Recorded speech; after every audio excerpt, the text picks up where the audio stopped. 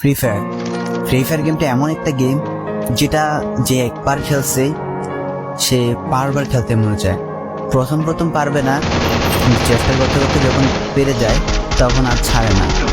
আর এই গেমটা যারা একবার খেলছে, যার মনে একবার জায়গা করে নিয়েছে, সে কখনোই গেমটা বলতে পারবে না।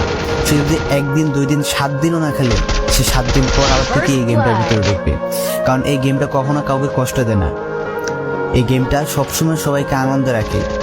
এই গেমটাতে আমি অনেক সময় কাটাইছি, আর এটা আমি কখনো ভুলতে পারবো না। এই গেমটা আমার কাছে এমন একটা গেম যেটা কিনা আমি বলে বোঝাতে পারবো না।